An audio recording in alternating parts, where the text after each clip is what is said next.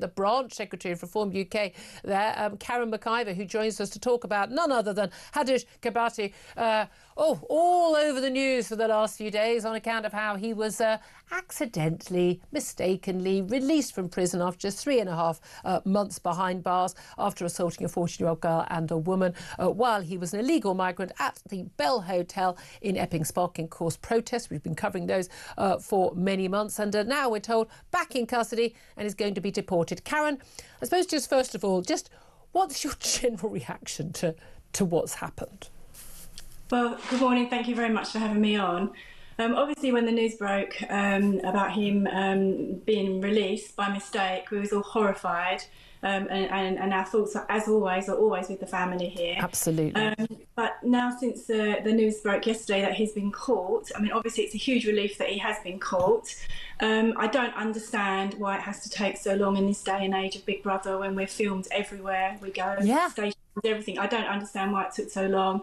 I mean, it was very much played out in the news, like, after this big manhunt and police and Justice Secretary being very praising the police. It took them 2.5 days. Exactly. I mean, I think we're stupid. It should have been caught. If it was any of us doing anything wrong, we would have been caught straight away. I mean, it's just ridiculous. So obviously, I'm absolutely really relieved that he's been caught. I understand there's lots of other people like him that get released by mistake. Where are they? I understand there's over 260 that have been released. Where are they? Have they all been caught? It's good to see that he's being deported this week. Why aren't the others being deported? How come he can be deported so quickly? How about all the others? Can they be deported so quickly? Julia, what I will say, last night I was at the protest. I've been going every Thursday and Sunday. Because they're still going on. Yeah, and you know, last night there was a lot of new people coming out and supporting us. And what this is actually doing, people are trying to divide our community. Actually, it's really uniting us. We are standing strong together. We're all families, local families, and we're peacefully protesting, and we will continue to do it until the hotel closes, Julia. Yeah. It's next to a secondary school. It's so inappropriate. Well, I mean, it's already been proven. I mean, you're right. That everyone knows you're right. My only concern about closing these hotels, and I do want them closed, I've got one near me. My only concern is, where do they go then? Because unless they are either out of the country, in prison, or in some sort of detention camp where they can't walk the streets, we are talking about people being, living, you say they're right next to a secondary school. Oh, right, well, in that case, they'll just be living next to the girls or the boys, going to that secondary school in a house next door to them. And then we won't know where they were. I think the government wants them to be dispersed, same as the last Tory government did, because then we won't have a specific place to protest outside. And then they can just pretend it's all gone away. They underestimate the British people. They think we're silly and we're just going to roll over and put up with it. We're not. We follow the law. We do everything right, and we bring our children up properly. We pay our taxes. We do everything as we're supposed to do. And so should they, and they're not, and they think they can just drop these people in our communities and we're not going to say anything. Well, actually, they're wrong, and they've got a big challenge on their hands, because I don't see it stopping anytime soon. No, I don't at all. What do you make of this new report out from the Home Affairs Select Committee? It's an all-party committee, basically saying, the costs have trebled of hotels. They're doing these terrible deals lasting 10 years. Again, they clearly had no intention, either the Tories when they did this or Labour when they've got in, because they've been updating contracts, that this is going to be going away anytime soon, spending a fortune, allowing these companies to make huge profits, terrible negotiations, and we're stuck with the bill. You know what? I'd like to see all of those contracts doged. That's what I'd like to see. I'd like to see where the money really goes. I'd like to see who knows who. How come this person got that contract and that person got that contract? Who knows who? Yeah, I just feel there's it's panic. It's reacting instead of planning. Panic reacting, and the good old British people have just got to foot the bill and put up with it. It's just so wrong on every level. It has been so wrong on every level for a long time. It's wrong under the Conservatives, and it's very, very wrong under Labour. We need radical change, Julia. Somebody has to say stop.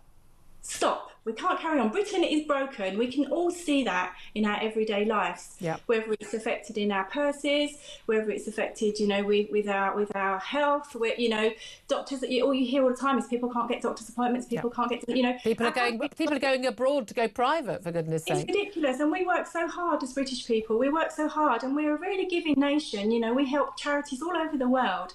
You know, and right now we need to help ourselves, our own country, and we need to. It's like the aeroplane analogy. You know, you help yourself, then you can help everybody else. And right now we need to focus on ourselves, and we need to help ourselves. Our country is broken, and it really, really needs sorting out. Yeah, and this is the thing. And again, when people they shout racist, bigot, you know, all these people, and you know, oh, someone's got a union flag or an England flag when they're outside at a protest. Oh, they must be awful. Quite okay for the new deputy leader of the Labour Party, Lucy Powell, to stand in front of 4 of our national flags. I made a jokey tweet saying, oh look, Lucy Powell at a far right rally, because that's what they think about anyone else with our national flag. But I think it's really interesting the way you guys and lots of the protesters, they say these pink protests, say, look, this is about women, this is about mums and sisters and aunts and grandmas and daughters, saying we need to be safe, because at the end of the day, the brunt of the cost of illegal migrants, huge numbers of young undocumented men coming from far afield, largely from countries where their culture and their attitude towards women is vastly different from ours. The victims are women and girls. Yeah, Julia, can you imagine if we take this back 2 years? Can you imagine if the Conservatives were in government at the moment, and the Conservatives have made this huge error? The Labour in opposition would be calling for all of their heads, all of them to resign. Yeah. You know, now let's see how they react. Let's see what happens to David Lammy. Let's see what should happens. He resign? Well, I think he should. It's under his watch, and he'd be calling for if there. Oh, he would. First, he'd be calling for it. You know, there's too much double standards going on. You know, it's like, do as I say, not do as I do. No, the British people see through all that. We're clever people. We see through it all. Chris Phillips, he's a former head of the National Counter-Terrorism Security Office, and he's a former Met Police Detective Chief Inspector. Morning to you, Chris. Good morning, Julia. Where do we start? We have quite a lot of stories to get through. Let's get straight to it. First up, we've got to talk about the madness of this sex offender, the Epping migrant. He's going to be deported. What do you make of this and the manhunt to find him? Because apparently everyone's been praising the police. Took them 2 days to find this guy, for goodness sake. Yeah, I mean, listen, never underestimate the amount of cock-ups we have in our society, in policing, in prison services. These things happen on a regular basis. I mean, there will be hundreds of stories, similar stories. The fact that this man was so consequential, such a big issue in the country, it just goes to show just how slack things can be. And no matter what systems you put in place, as a senior manager in the police, I remember putting in sensible plans, and then people just didn't follow them. And so these things do happen. The fact that he got caught is great. And should that heads he leaves roll? the country quickly. And if so, whose? People are saying David Lammy, the Justice Secretary's head should roll. Well, you know, it's very easy. I'm not a fan of David Lammy whatsoever, but it's pretty difficult to blame someone at the top end of the tree when such simple mistakes are made. And we've all been through it. Yeah, that's kind of where I am, because especially this isn't a one-off. And again, if the Home Secretary, the Justice Secretary has to resign every time someone is released accidentally from prison, that happened 260 times in the last year. It's gone up, not down under Labour, interestingly, though. Something's going wrong. Yeah, well, let's be quite honest. The lack of funding into our services, such as policing, such as prisons, will have caused these problems. You know, I remember the police having the Federation saying when Theresa May was going through these cuts, they will have consequences. People, you know, bad things will happen, and you've got to accept it. Yeah. If you're going to cut the amount of spending on police stations, police and prisons, you're going to have these cock-ups happening from time to time. And by all accounts, HMP Chelmsford, this has happened. There's been reports, investigation back in 2021 saying absolute chaotic management, hopeless. Most of the prison officers have only less than 2 years' experience in the job. I mean, you know, you're talking about people who are just sort of flailing around. No wonder you see these mistakes. A bit of a wake-up call. Let's talk about the wake-up call on grooming gangs. We've still got this ongoing issue about a grooming gang inquiry set up over 4 months ago. It doesn't have a chair. It's lost a load of the young women who were victims of grooming gangs as young teenagers who've walked away. Calls for Jess Phillips to resign. What we've had all along from our London Mayor, Sadiq Khan, is it's not really happened here. When questioned by Susan Hall of the Tories at Greater London Assembly early in the year, he pretended sort of not to understand the question, not to know what she was talking about. I mean, he was incredibly dismissive of the whole issue when it is highly unlikely that it's happened in, 50-odd towns and cities around the country. But miraculously, there have not been grooming gangs in London. Nothing to see here. Now we know the Met Police is investigating 9,000 suspected grooming cases in the capital. What do you say about that? Well, this is a microcosm of the politicians and senior police officers who have just repeatedly not want to get into this subject. They don't want to deal with the fact that we have got this going on in our cities. And it's taken years and years and several notable people to come out and shout about this for anything to be done. And I think it continues to happen. Sadiq Khan doesn't want to admit that this is going on in London. Of course it is. Absolutely. 100%. And it's been going on for many years. And the sooner we get to grips with this and lose this nonsense political correctness and just get on with dealing with policing and doing it properly, then we'll get to the bottom of these things. It's quite bizarre, and again, we've discussed this on the show so many times. Even on a previous radio station back in 2012 discussing this. It still blows my mind that anyone would try and cover this up and not try and stop it. I can't begin to get my head around that. But this political correctness and I don't like the term wokeness because it doesn't really mean a great deal to me. What we've seen is people being scared to deal with the problems that we have in our cities. And they're scared to do it because they don't want to be called racist. They don't want to be called sexist. They don't want to be called all the ists that you can imagine. And so nothing happens, or certainly it's brushed under carpets. And we've got to get to the bottom of that and stop it. And deal with it properly. Absolutely. Let's also talk about the police being running scared. I mean, there's no doubt they're running scared of those pro-Palestinian demonstrations every 2 weeks across central London. And it certainly puts the fear of God into many Jewish people and other people who support Israel's right to exist. Seems to be fairly basic, that.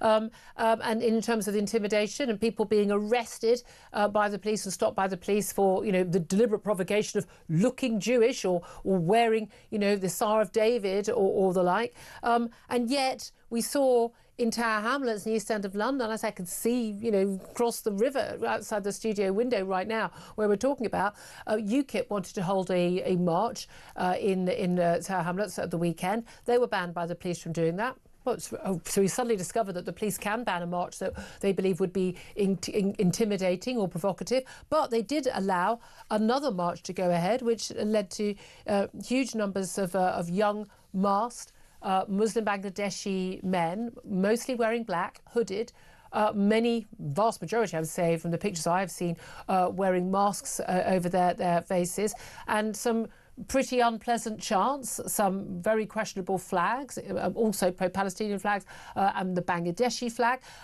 But no doubt at all, a highly intimidating atmosphere on the streets of the East End of London.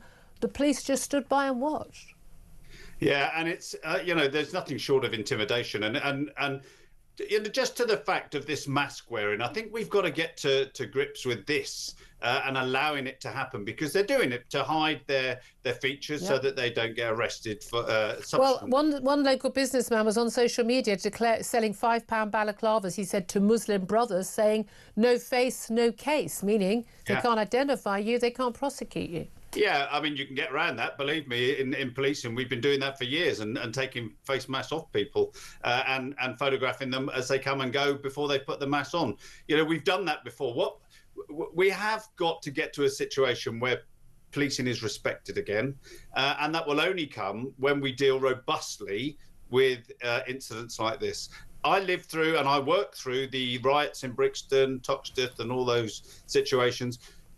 Public order on the streets has always been an issue in the UK and across Europe, but we've got to be willing to deal with it and deal with it robustly. Yeah, and certainly it doesn't feel like we're doing it right now. Meanwhile, the Met Police, we were talking about them, both those last two stories, have been spending huge sums on woke diversity programmes. I mean, just what we really want them to be doing. £5.2 million a year, Met Police, on woke diversity initiatives, and saying they've got a £250 million funding gap, but they're spending money on International Pronouns Day and Be Kind to Humankind Week and the National Tsunami Awareness Week. I mean, in their diversity calendar of 63 events. I mean, this is madness. I mean, everything was in that sound. Gee. I mean, listen, the police have been underfunded for many years, and this is causing huge amounts of problems. We all know that. We've got a mounted branch that's been reduced. We've got dog units, which are absolutely vital in policing the streets of London and elsewhere.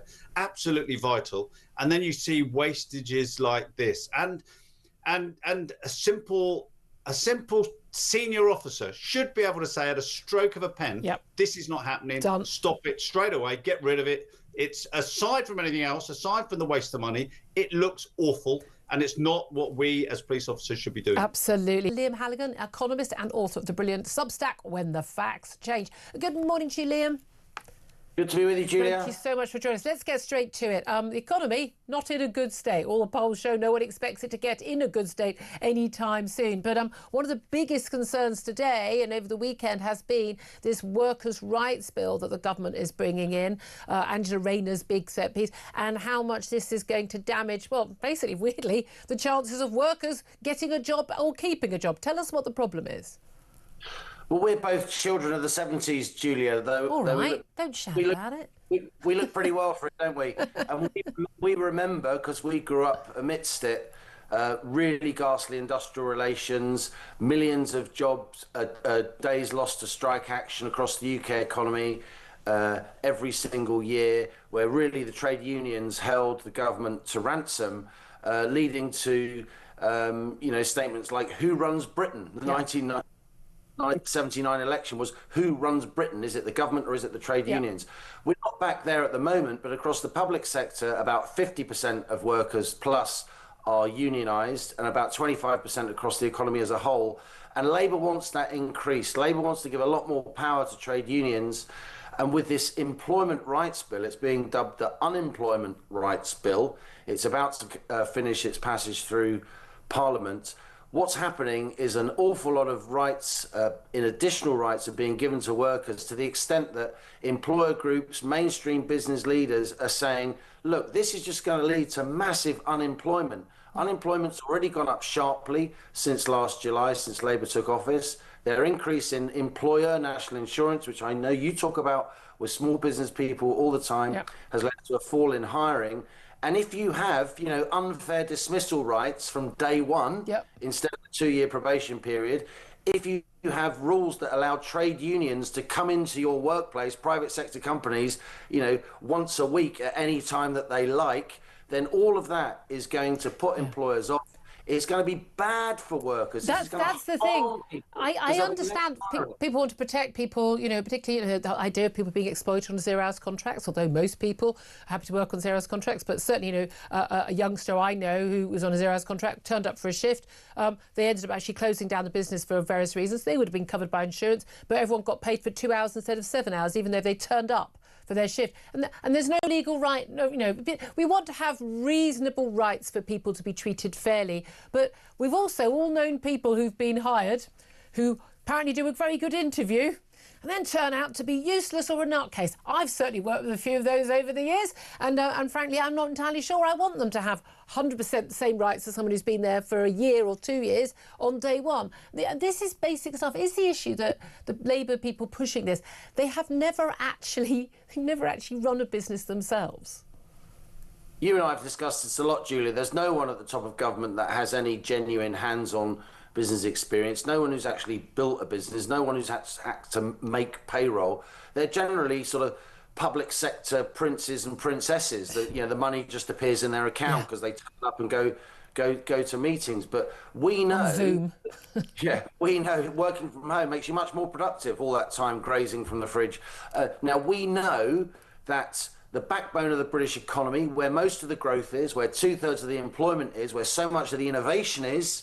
Our drive comes from our small and medium-sized enterprises. Yep. You have all kinds of small and medium-sized enterprises who don't tend to be run by political people. They tend to be run by pragmatic people. Yeah. And who can do maths. Who can do maths, because if they don't get their maths right, they can't make their mortgage payments. They can't go to the supermarket and get their weekly shop. Very self-reliant people. And they are now warning loudly that if this bill goes through without the amendments that the Lords have put on it to strike a better balance, we want a balance between workers' rights and the ability of entrepreneurs and firms to hire people. Yep. Unless the balance is struck in a way that's better than what the unionised Labour leaders want it to be, then we are just going to end up with a lot more unemployment. Yeah. Unemployment rights will resemble, the country they'll resemble most if this bill goes through, Julia, is Spain, right? Spain, great place, many Spanish friends, love it. The trouble is Spain has got 10.5% unemployment and a chronic level of youth unemployment. Do we want that for our young people? Do we want that for our economy? What's progressive in that, Angela Rayner?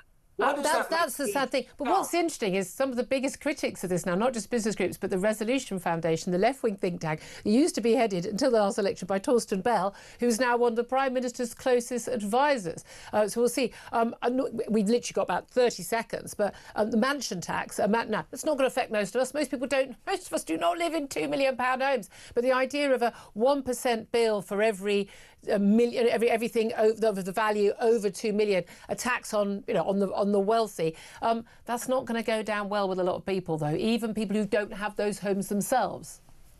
It's going to be extremely divisive. It's going to raise very little tax, actually. Yeah. The governor of the Bank of England, former governor of the Bank of England, Mervyn King, has just said, instead of trying to get, £500 million here, £500 million there, stop, Rachel Reeves, think about what you're doing and understand we're now at a point where the more tax you put on the economy, the less growth you're going to get. You're going to drive the economy off the cliff. She's literally going in the wrong way. But again, also, who decides what price a home is worth? I mean, it could be worth something to one person. If you can't sell it for that price, who's going to value at that price? And how do they know? Well, if you've done a load of work on your home and it's increased in value, what they have a right to inspect your home? I mean, we are in some really dodgy territory there, aren't we? Oh, the horrors that await us. No, not on Halloween, but next month in the budget. A very, very good morning to you, Sebastian.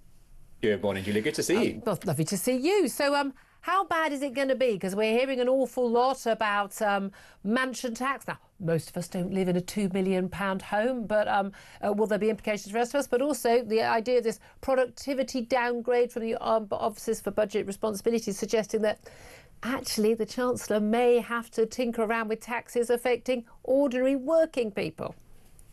Yeah, it's that weird time of year, isn't it? It's budget advent almost, where every day leading up, you open the advent calendar and there's another rumour, there's another potential tax rise coming your way. The reality is we just don't know, and we don't know what's going to happen on, the 26th of November, just under a month away now. The reality is, there could be tax rises. Who knows? The fact of the matter is... No, there will be tax rises. There will be tax rises. The point is who they're going to hit. But also, crucially, will they actually bring in more money, or will they do so much damage to the economy that actually the government takes a bigger share of a smaller pie? Yeah, you're right. And I think the government has been really clear about growth and that being a very firm part of its mission. The question is whether those, as you say, whether those tax policies will get it there. I like the idea of the richest paying a little bit more. I think it's fair, especially in times like this where, look, everybody is struggling. And I think if you are fortunate enough and lucky enough and capable enough to have made a bit of money in your life, it is almost your duty to your fellow countrymen to be giving a little bit more. But the rich, I'm not here to defend the rich people. I'm sure they can afford it, but they are already paying more. Top rate of tax over 150k is 45%. Plus, you add in national insurance. For a lot of that, they're actually paying more than half of their incomes in tax. We know that the tax burden, it's very, very clear on independent analysis that the tax burden has gone up massively on the top 10% of earners at a time when it has gone down actually relative for people on more ordinary incomes. When we say we want the rich to pay more, yeah, of course the rich should pay more. but how much more is fair? Yeah, and look, I can't give you a number on that, but I think the broad principles... Well, what's the little bit more? An extra 1 or 2%? What, you put a bit more on income tax? What do you say? Well, I think if you're really rich, if there is another penny on the top rate of income tax, for example, not necessarily a policy I'm advocating, but you're going to feel that a lot less if you are really rich. And I'm talking about, multiple six figures. Yep. That's not really going to change your quality of life. You're not going to go and start looking at prices in the supermarket. The trouble is, are there that many people who are earning those salaries that's going to bring in the sort of numbers we want? Because what the people want is, let's face it, what the public wants is to have really low taxes and great public services that someone else pays for. That's, for all the polling, people, that's what people want. They want their taxes to go down, put the taxes up on the rich, or on some nefarious way of finding the money, but great public services. But you know as well as I do that if you look at the continent, you look at the countries with great public services, really can deliver on health and education and the like, they are funded by much higher taxes on the average worker. Yeah, you're completely right. Half of my family is Danish, and I see that at work when I go to Denmark. People pay really high taxes, but they get a lot for it as well. And I think that is the deal. If you're going to raise taxes, you have to make the case for whether you're going to get childcare, you're going to get free school meals, you're going to get everything else in return. And it feels like a good deal for normal working people. But we don't feel that because we're paying more and more tax, and actually our public services are getting worse. Well, I think that speaks to the crunch that we're in where, and I say this all the time, we never really got over the 2008 crisis because we voted in a government in 2010 who cut and cut and cut to the bone. I don't think there's anything else to cut anymore. I hate to tell you that the austerity that George Osborne brought in as Chancellor in 2010 was actually the same plan Alistair Darling, the then Labour Chancellor, had planned. Sure, I'm not a fan of it, whoever decided to... What should they have done? Just spent more money that we didn't have? I think there was scope to borrow then when interest rates were much lower. Now they are high. We borrowed loads when interest rates were low. And you know what happened to interest rates? They went up. And then we couldn't afford to pay the money back, which is why we're paying £110 billion a year, simply paying the interest to service our debt, not paying any of it off. I mean, who would have thought the interest rates would go up again, eh? No, you're right. And I think, I was a business journalist for many years, and there was that general belief that these beautiful times of low interest will never end. And of course they have. And here we are at, what are we? People in the city, the experts in the city, what got us into this mess in 2008. So forgive me for not trusting their or your judgment on these things. No, you're right. It was you keep saying that, but then you want us to tax everyone more. Here's the thing. You tax very rich people more. They're not like us. They leave. Well, you say that, and I just haven't seen the data on it. There was a lot of stories floating around on that, and you dig into it, and it turns out that they're looking at people's LinkedIn pages and where they're saying that they work. It's just not scientific. So I've seen no evidence that people are leaving. There's plenty of evidence from the London housing market. There's plenty of evidence from every country that has done this that people leave. France did it. Francois Hollande, when he was president, he introduced a massively high income tax on rich people, and thousands upon thousands of people left. And those are the people who are paying the huge sums of money that we need. Here's the thing. What about the mansion tax? Because, again, there's this view, well, people should pay more. And certainly, the council tax, I think, my council tax is probably the same as Buckingham Palace's. You think, well, that doesn't seem reasonable. But the idea of 1% of the value of your home over £2 million being taxed, the reality is, look, £2 million, you are looking at, you've got tennis courts and an indoor and outdoor pool. If you're in Staffordshire, £2 million will buy you that. In large parts of London, someone could have bought a home they've scraped and saved for. They've worked 2 families and mortgaged, desperately trying to make ends meet for years. They've bought a home. It's gone up in value because of our mad housing market. It's now could possibly hit 2 million. And it could be a 4-bedroom house in a normal terrace street, but in a quite nice part of town. Are you thinking that they've got, out of taxed income, a spare £10,000 a year or whatever if their home goes up in value? Yeah, it's a really hard one to comment on because we don't know the mechanics of this policy. We haven't seen it in full. Are we talking about going after people who've already bought their home 20 years ago and it's just gone up and up and up in value and it's crossed that 2 million threshold? Or are we talking about rich people coming in now dropping that 2 million and then being asked to pay a little bit more. I think you're talking about two very different camps of people there. And if someone has the money for £2 million house now, they're going into it with that knowledge. It comes back to that idea that you mentioned as well of people leaving. And I think we really talk down Britain and talk down London when we say things like that, because there are so many things that draw people to Britain that aren't just the amount of money they have to pay. I was stunned the other day. I read a news article. Apparently Ryan Gosling's moved here now. Is one example, but come on, one of the big stars. Relatively near me, but not near enough, unfortunately. Well, there we go. I hear he's a hit at the school gates. But choosing to come here and make London. Well, no, and that's it. No, and again, but by the way, the Remainers in particularly in Labour, they were talking about how Brexit would hit our city of London and things like that. No, people weren't all going to move to Frankfurt. You can walk across Frankfurt in 20 minutes. I've been to Frankfurt. People aren't going to move to Frankfurt where they'd be living in London. But we've got Rachel Reeves apparently has said today that Rachel Reeves has blamed Brexit for pushing up inflation, addressing an investment summit in Saudi Arabia. It's always Brexit's to blame, isn't it, as opposed to really rubbish government policies. Well, that's the curious thing. For a long time for Labour, it wasn't. And we went through that period of, my God, we've just got to make this work. We've got to grasp the nettle. When and did try that to happen? Out of this. I must have missed that memo. Oh, it's been the narrative for many years now. Okay, sorry, are you kidding me? Because I remember the man who's a leader of your party for 3.5 years trying to actually prevent Brexit from happening and saying all our woes were related to it. Yes, but that was before he became leader of the opposition, then the Prime Minister. And then you're in charge. Then you've got to make decisions, haven't you? And, we certainly haven't marched back into the customs union or the single market. Well, I personally think there may be a case for that in time. There we go. Because we have, I voted to remain, and I think it was the right thing to do to leave, because it was what people asked to do, and it would have been in all sorts of mess if we'd gone against the will of the people. But in time, we may just feel that the economic pain, the daily grind is too much. Of having to run our own affairs, always too much. Trevor Kavanagh joins us. He's former political editor at The Sun. Very good morning to you. Good morning, Julia. So much to talk about. Let's get straight to the latest promise. They're going to get all of these, 10,000 channel migrants out of hotels, out of the 32,000 who are currently in hotels, out of the 102,000 who are currently in the country in other accommodation, and they're going to get them into military barracks, starting with 900 up in Scotland and in East Sussex. I mean, problem sorted, Trevor. Yeah, all goes away. Well, as you said earlier, Julia, believe it when you see it. I mean, this is a tiny proportion of the numbers who have come into this country in recent times.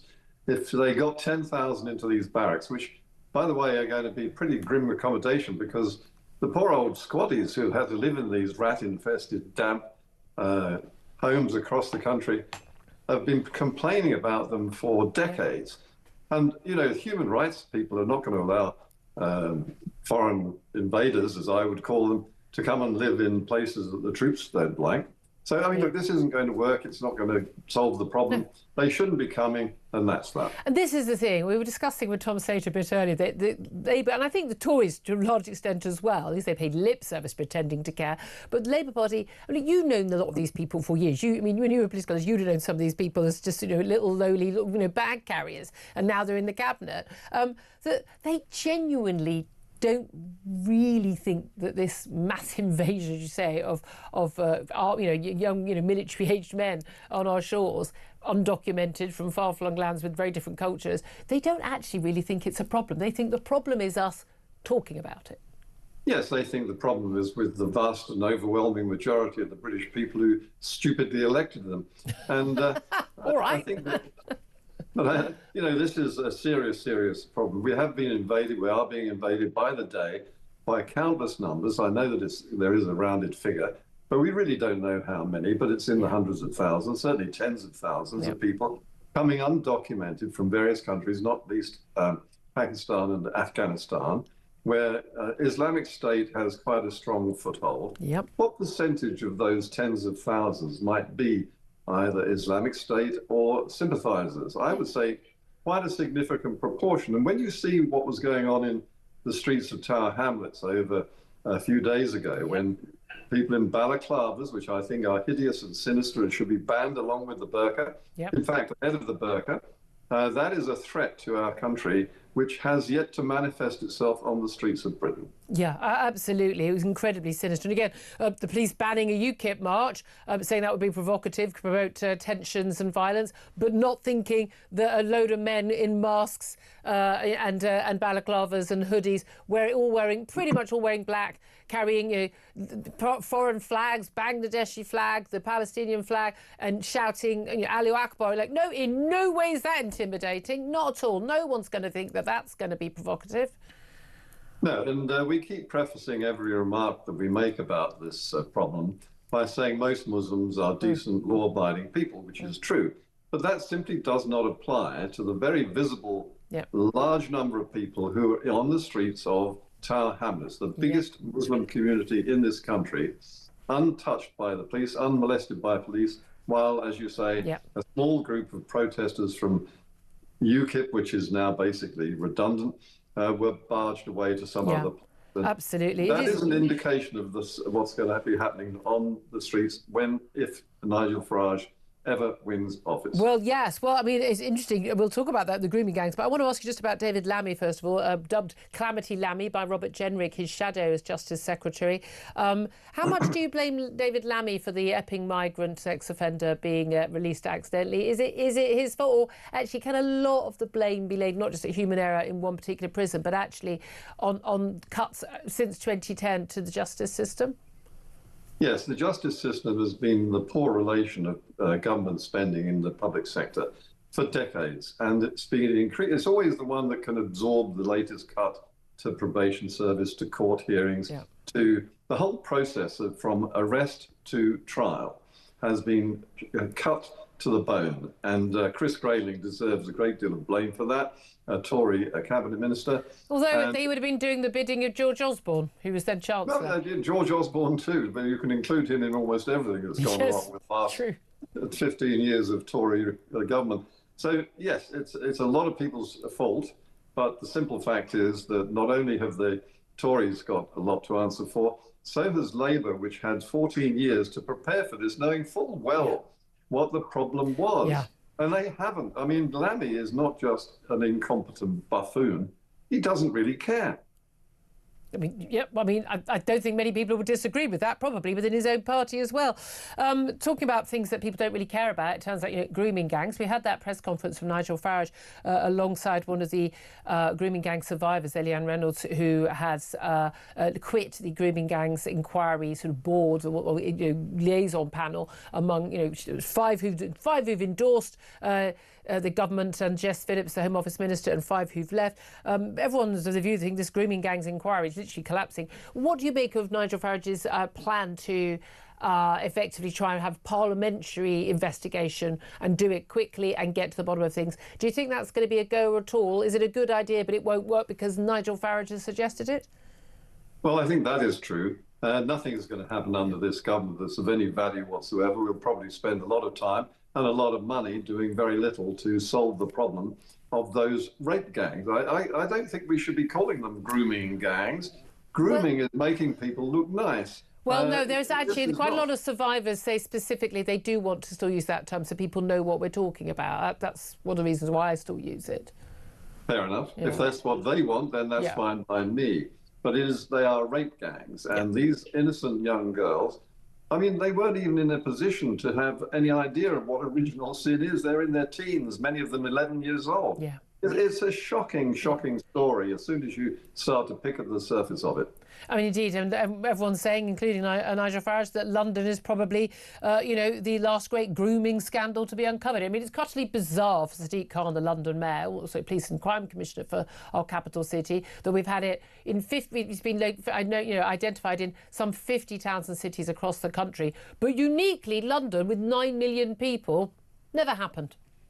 No, I think Sadiq Khan exceeds even Sir Keir Starmer as the most useless political leader in the country. Not only useless in the case of Khan, but somewhat sinister in the sense that he takes no account whatsoever of real evidence that, in fact, London, along with those northern cities, is one of the key bases for the operations of these rape or grooming gangs, whatever you want to call them. And it remains. It's not just in the past. this is going on today in London and elsewhere. This thing, people talk about it as if it's like a scandal at a hospital that happened 20 years ago. It's happening right now, 2 girls right now, and nothing is being done. Just finally, what do you make of Nigel Farage's announcement about the civil service reform? Well, I suppose Danny Kruger, who is one of his MPs who's come over from the Conservative side, about civil service reform and talking about when, not if, Nigel Farage is Prime Minister, the need to sort of take on effectively the blob. I mean, we've seen Labour thinking, oh, we'll be fine because they'll be on our side. They can't get anything done either. Well, frankly, I think that this is one of the mountains that any future government that wants a decent, well-run Britain has to climb. And I think that Nigel Farage has probably the right motivation. Whether he will get anywhere with this, I don't know. They're so entrenched and widespread. They've got tentacles everywhere. They spread right through the Quangos, the charities, Whitehall, the local authorities, the police, and everywhere else. I don't know how. And also in the classroom. Teachers are now teaching young children that immigration is a good thing. Well, give me the child at 7 and I'll give you the man. Yeah, we are in mad territory and we're paying for it all. About Layla Cunningham, she's a Reform UK councillor and co-leads Reform UK's Law and Order campaign. Layla, been a bit busy this week, have you, love? Yeah, we have. Well, the country's been under attack. It does feel like that, doesn't it? Just the Hadish Kebatu, the migrant sex offender from Ethiopia, deported after that mistaken prison release, a 2-day manhunt. Now we've got a dog walker, Wayne Broadhurst, knifed to death in the most extraordinary, I'm sure you have seen the video, frenzied attack in Uxbridge by an Afghan national. He's the suspect who's been arrested now. It's a triple stabbing. A man and a 14-year-old boy also stabbed very seriously in that same attack. And then we find out this is a man who, the suspect, the alleged suspect, arrived in this country in 2020 in the back of a lorry. Oh, the good old days, the simpler, happier times of backs of a lorry arrivals, not dinghies. And then 2 years later was granted asylum. And what do you make of both of those stories? Well, what's interesting is Kebatu was deported. He was removed because the state finally deployed some political will and bowed down to public pressure. And that's Julia, that the machinery to deport immediately exists. And the question is why this machinery isn't used proactively. We have the Borders Act that says that once they get a 12-month or more sentence, they must be deported. Why are we waiting until a crime happens, until someone's raped or killed? I want the law to be changed, and I want it to prevent, not react, because preventing crime saves lives. And there was no returns agreement with Ethiopia. They just had to suck it up and take it.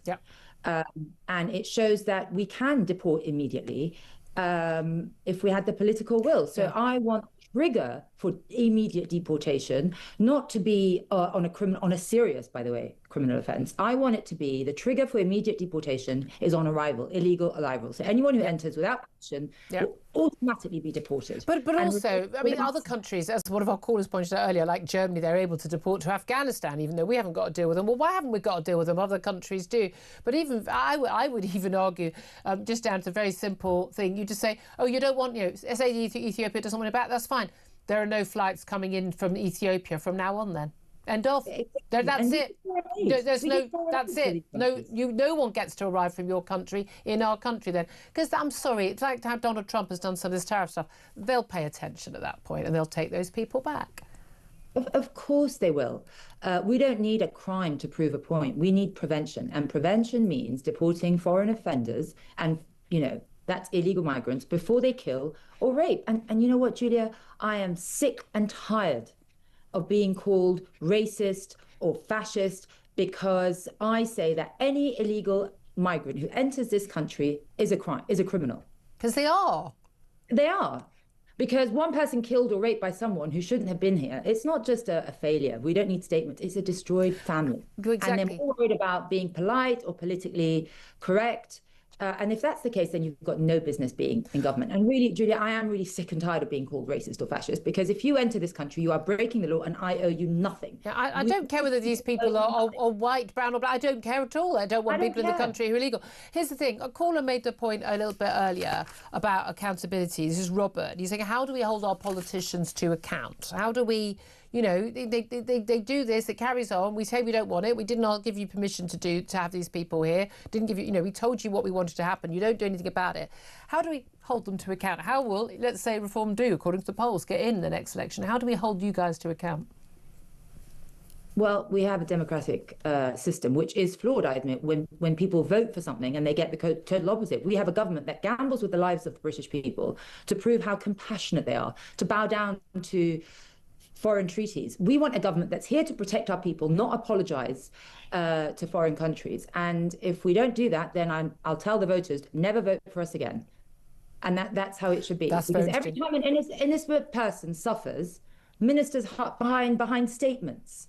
We're sorry, oops, like yesterday Robert Jenrick was on TV and he said, you know, I'm not going to deny that we got it catastrophically wrong, as if that absolves the Conservative Party of everything they did. Oops, sorry, you know, someone got killed, someone got raped, oops, sorry, but you know, just trust us again. And again, I've got a Conservative. Claire Pearsall's making faces in the studio here, but I've got to be honest with you, I'm with Layla on this one. There is a sort of, as long as we say sorry, it's okay. I don't know if that's going to fly anymore. Can I just bring you some breaking news? Reports claiming that Hadoush Kebatu, the migrant sex offender, the Epping offender who was deported to Ethiopia, he was given a £500 payment. It was up to £2,000. For illegal people in this country and foreign criminals are entitled, amazingly, to up to £2,000 payments. But he was given a £500 payment after threatening to disrupt his removal. Now, I imagine, of course, you're in a situation where the plane can't take off and you're in that situation. What can you do? I mean, I'm of the view that at that point you just you give someone a sedative and you tase them or whatever you do and you put them on the plane that way. But I imagine the airlines won't agree to take someone on that basis. We have paid £500 of our hard-earned money paid in taxes to a sex offender who came to this country illegally, who had no right to be here, committed a sex offence, and now we're paying him to get on a plane. I'm sorry. Why don't we just slap ourselves in the face? Yeah, exactly that. You know, just come here, commit the most heinous crime, and you know what? We're going to pay you to go back home. I mean, it's a joke. We are a joke country. We really are. We are a joke. We're a joke country. What do you make about the government's crackdown on illegal working? 63% increase in the number of arrests made. They carried out 11,000 raids in the last year. They're kind of upgrading that. There's talk, you know, about more prosecutions of the people, the employers, you know, because basically they're the problem. If they didn't employ people, then, you know, and they knew they'd be caught and they knew they'd basically go to prison, they wouldn't risk doing it. But is that enough? No, just deport every illegal migrant who comes in here, then we won't have this problem. We saw that it can be done. It just doesn't have the political will. We do not have a returns agreement with Ethiopia. We do not need a returns agreement. We are giving, and people moan about us sending people back to the Taliban, but they don't mind the Taliban coming over here. Who knows, that guy might have been part of the Taliban. They're more than happy for the Taliban to cross the boat and come here. They're more than happy for a convicted bomb maker from the Muslim Brotherhood to come here and have his asylum considered. And in terms of the workers, Julia, we're running a two-tier system, basically. British workers face incredible amount of rules, checks, taxes, and illegal migrants, they just come, no questions asked. We are a joke country right now. And, you know, they're going to try and use this to bring in the digital ID. Nonsense. Oh, yes. We don't monitor. But we've seen the polling. The public don't accept that. Can I also ask you just about a press conference this morning? They come thick and fast from your party. The Reform Head of Policies here, Yusuf, said today that young people on disabilities are being tossed onto the scrap heap. They're going to end personal independence payments for claimants with non-serious anxiety disorders. We've seen a huge increase in those. And the caseload for new claims for under 25s in this country, says on PIP, have tripled in 5 years. This is a betrayal of our young people. And they're going to have welfare cuts that would save £9 billion a year by 2029. What do you say about that? I say we have to do this. And it shows you that taxes are going to go up because we're paying for Starmer's weak leadership. He couldn't get his backbenchers to agree to a cut, and he's not going to do it anytime soon. And basically, we're paying for political weakness, and we just can't afford it anymore. People are tired. We're tired of paying for illegal migrants to be housed in 5-star hotels, 4-star hotels. We're tired of paying for people with slight anxiety disorders to do nothing. As you say, it's not a serious country. We're not a serious country right now. And I think actually when you do have anxiety, and I know people have said this before, I think it is helpful to be doing something. You know, when my sister passed away of cancer 2 years ago. I'm so sorry. Yeah, it was, and she was like, I wish I died. from cancer. You know, I watched her, I was her carer. It chips away at every person and every soul of your being, you know, but that's almost what spurred me to get so busy. People say, how can you do all this? And I do it so I don't keep busy and don't, yeah.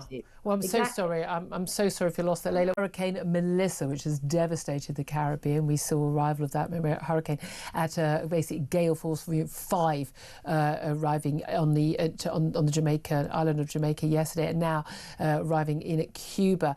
But we are looking at absolute devastation. Some 500,000 people left without electricity, people having to be moved to higher land, and concerns that some whole towns are underwater. Let's talk about it all now with Jacqueline Charles, who's a Caribbean correspondent at the Miami Herald. Very good morning to you, Jacqueline. Good morning. Thank you for joining us. Well, I say good morning for some people, maybe, but certainly not for those people in Jamaica or Cuba. Tell us just exactly how devastating, as far as we know, because of course it's only before 7 in the morning in Jamaica right now, and only starting to get images out of just how devastating this hurricane has been. But tell us what we know so far. So what we know is that across Jamaica, there are blocked roads, there are down power lines. Hospitals have been severely damaged, especially in southwestern Jamaica, where Melissa made landfall sometime around 11 o'clock. Packing 185 miles per hour winds. St. Elizabeth Parish, which is the food producing region, which was hit last year with Hurricane Beryl, that area is underwater, according to the local minister. Of course, we're still waiting to see. We're not hearing much in terms of death reports, so we're hoping that is good news. Yeah. The Minister of Transport says they're hoping to get at least Norman Manley Airport back up and running on Thursday, at least for recovery efforts. And I need to say that the government has launched an official portal to coordinate relief. This is always an issue whenever a storm comes through the Caribbean. And so you see the government very early on trying to take control of that process. Yeah. I mean, there was a lot of time to plan. I mean, there were sort of good things and bad things about the hurricane. One is that, it was good that there was time because it was slow moving. But of course, slow moving means there's more devastation when it hits land because it's on land for so long. But there was time for people to prepare. We know we've seen reports in the media in Britain about, British tourists over, I think, some 7,000 of the 25,000 tourists on the island at the current time, arriving at hotels where, everything's boarded up. They're, doing what they can to keep people and property safe. But how much can be done to keep property and, more importantly, people safe in those sort of devastating winds?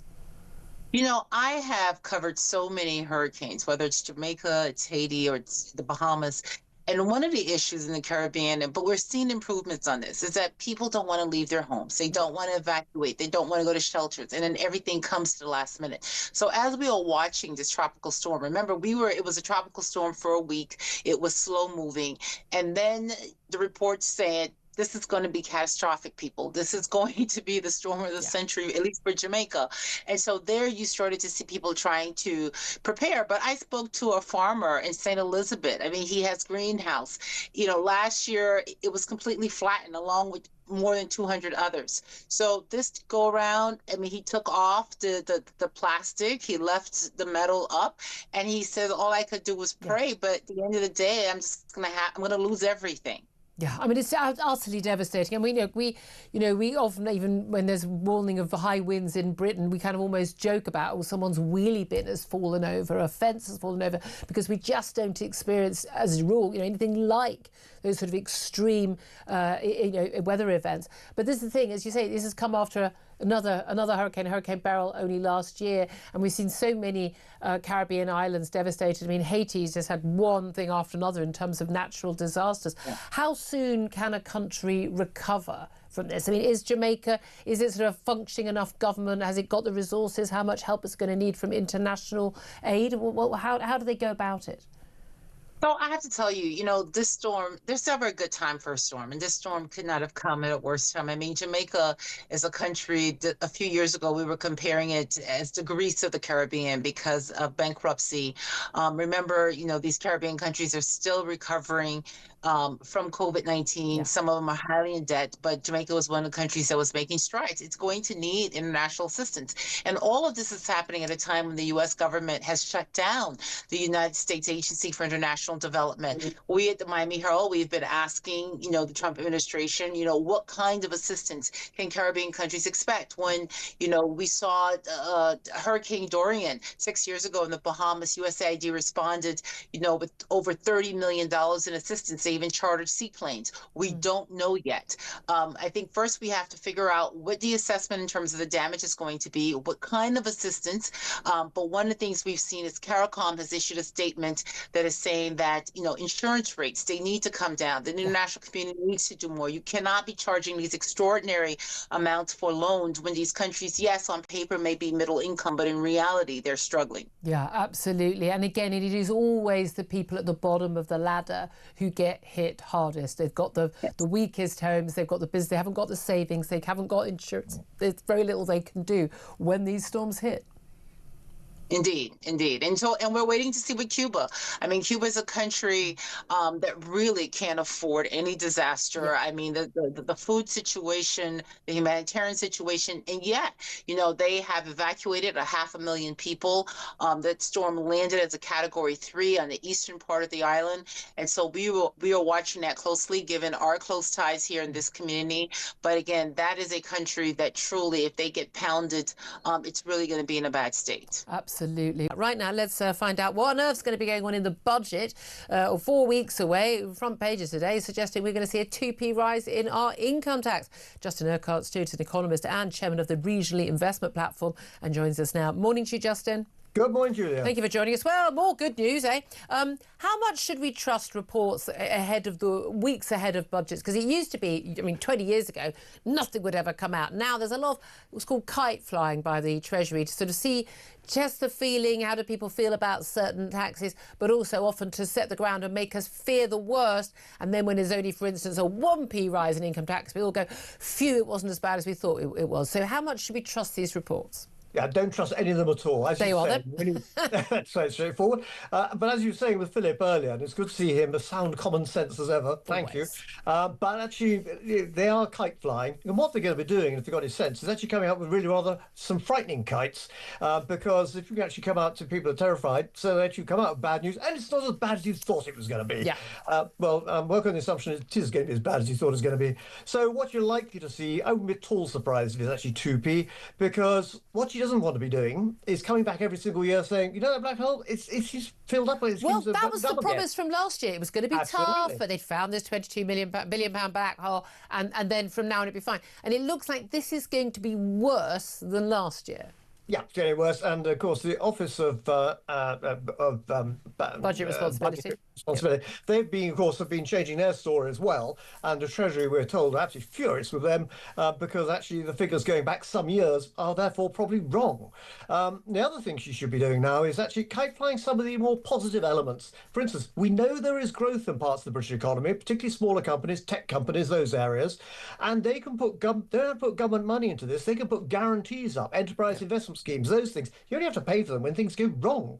Yeah. And so actually have a positive side. But no, what we're seeing is a whole lot of frightening stories coming out, and there's a very good chance that actually some of them may well come true. Yeah. A balance between national insurance and also maybe cutting that by 2%, and then also increasing income tax. That's a reasonable balance, and we'll still give them a positive answer. Well, that's it. There's been a lot of talk about simplifying things, and again, a lot of people do think when they pay, I paid my stamp, I paid my national insurance all these years, when actually, it doesn't go into a different, it's not sitting there in a little bag in the corner of the Treasury. Like, there you are, that's Justin's money that he's paid in, that'll cover his pension. Rubbish. It's going on day-to-day expenditure on everything, asylum seekers, NHS, roads, you name it.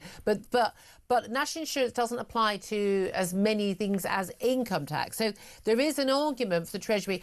There's talk about, isn't there, cutting national insurance by 2 pence in the pound, but raising income tax by the same amount. So the average worker probably won't notice much difference, but there will be other people who will be more affected by that. Tell us who.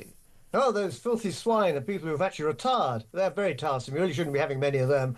And find themselves paying much more tax. Fun enough, you sort of plan for your retirement and all those plans go out the window because the rules have changed. Yeah. Well, I'm afraid we just have to live with that. We know what it's like dealing with these governments.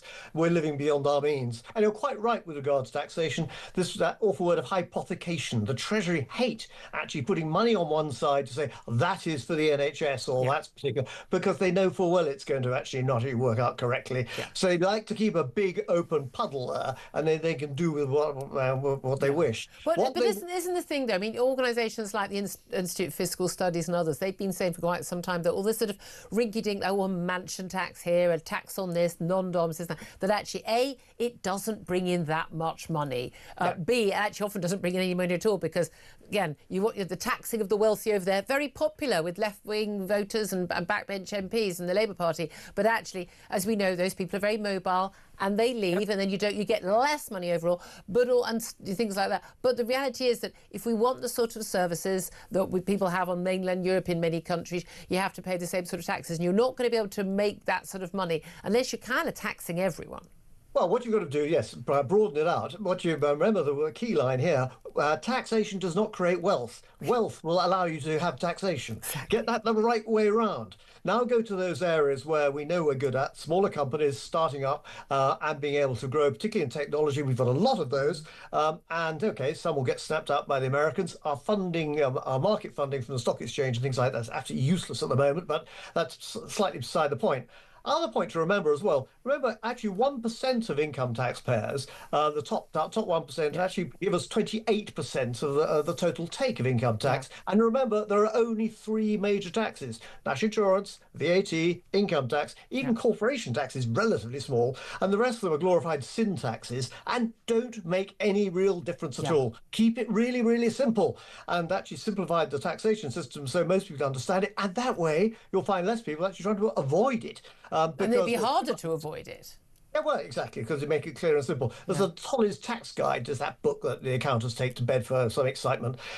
You look at that, that's doubled in pages over the past decade. We've made it far too complicated. So we actually don't strip a lot of that out and focus on the areas where actually short-term creation can help. Back to that stamp duty, well, that's going to be a key one. Absolutely. I don't think any government's going to any party is going to be able to go into the next election and get elected who isn't promising to abolish stamp duty.